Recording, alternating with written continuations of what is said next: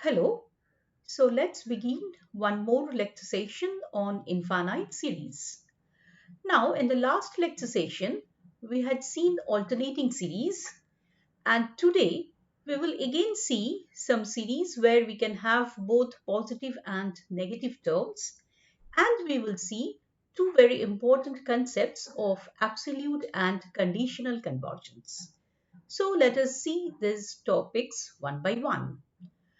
Absolute convergence. An infinite series n equal to 1 to infinity un of real numbers is said to be absolutely convergent if the series n equal to 1 to infinity modulus un is convergent.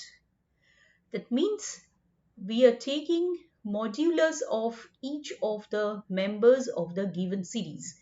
We may call that as an absolute series, and of course that is an positive series. And if that absolute series is convergent, then we say the original series is absolutely convergent.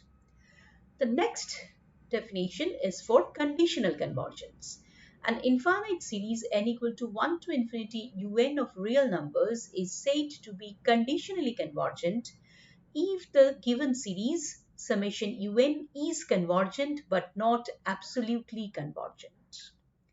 So conditional convergence means that the given series is itself convergent, but its absolute series is not convergent.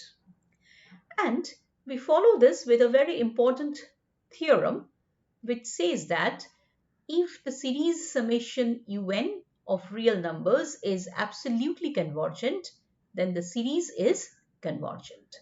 So please remember this important result that if a series is absolutely convergent, that means if the absolute series is convergent, then the original series is also convergent. And this we can easily understand because of course the absolute series will be a bigger series. So if the bigger series is convergent, the smaller series, which can contain a mixture of positive and negative terms, is also going to be convergent. Now, with all these definitions and theorem, let us now begin to look into problems. So first we have here a problem on conditional convergence.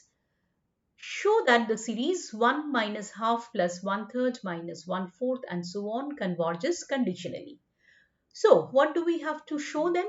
We have to show that this series itself is convergent, but the absolute series of this is not going to be convergent. Now, we can see easily that this is an alternating series, so we can try the Leibniz theorem to test whether this is convergent or not, right? And this series, which we have already seen, it can be written in the form summation n equal to 1 to infinity minus 1 to the power n minus 1 un, where un is of course 1 by n.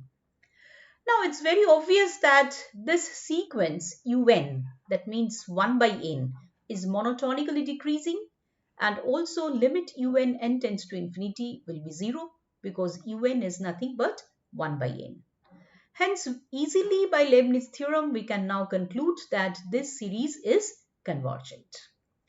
However, now note what is the absolute series of this one.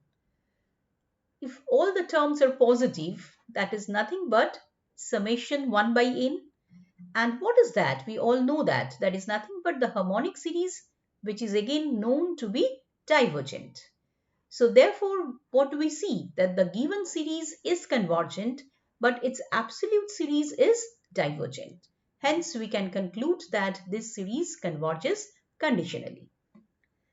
Now, next example.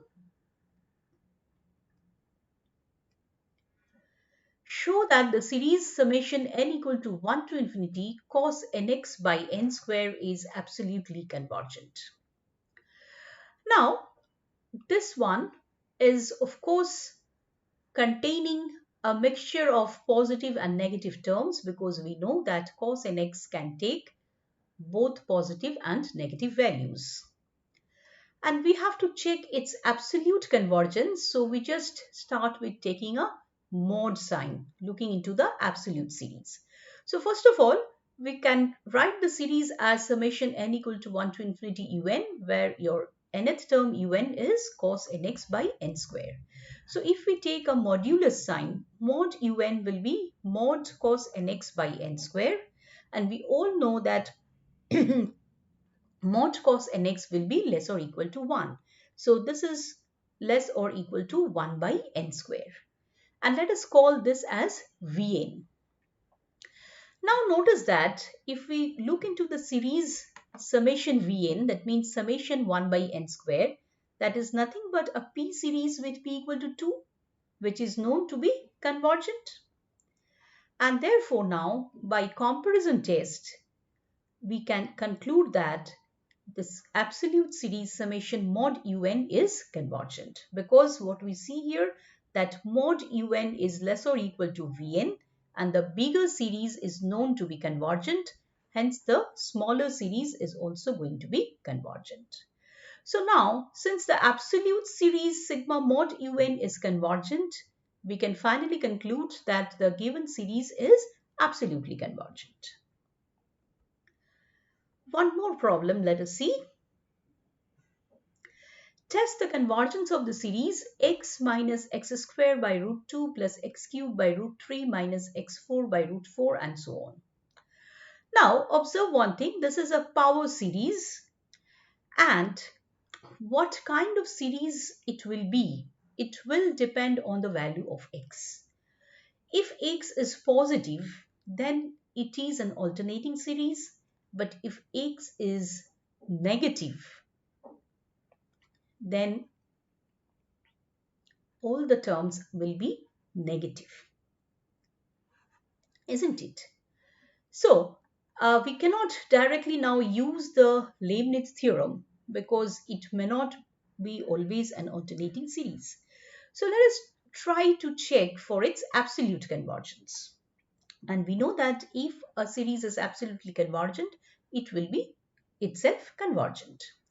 Okay, so now how can we write the series? The series may be written as summation n equal to 1 to infinity un, where un is minus 1 to the power n minus 1, x to the power n by root n.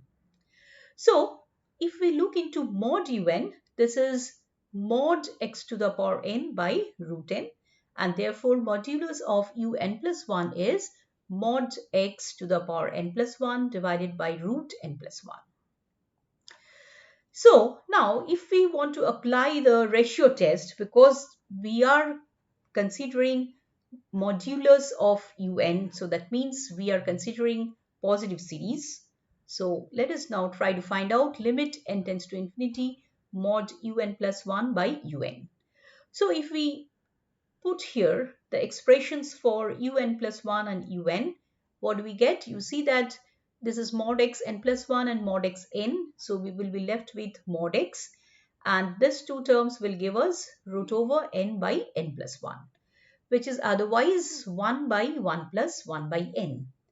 And now if we take the limit as n tends to infinity, 1 by n of course goes to 0. So the limit is mod x. So then what is your conclusion from the ratio test? The ratio test says now that this series will be convergent if mod x less than 1, divergent if mod x greater than 1. And of course we know that the ratio test is going to fail if mod x is equal to 1. That means for two values of x, x equal to plus 1 and minus 1. So these cases we have to now look separately.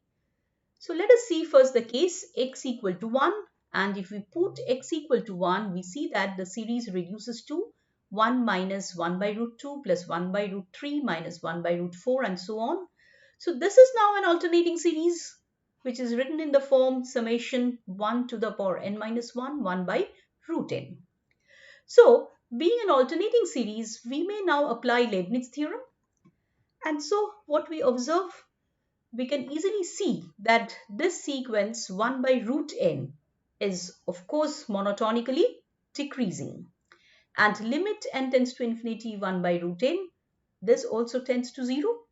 So therefore by Leibniz theorem, the series summation minus 1 to the power n minus 1, 1 by root n is convergent, or otherwise our given series is convergent when x is equal to 1. And And let us see the last case, what happens when x equal to minus 1. Now the series becomes minus over 1 plus 1 by root 2 plus 1 by root 3 plus 1 by root 4 and so on. So this is, we can write as minus sigma 1 by root n.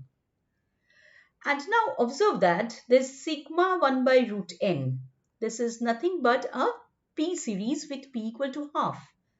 And p series is known to be divergent for p less or equal to 1. So this is a divergent series summation 1 by root n, and therefore the given series minus summation 1 by root n is also going to be divergent.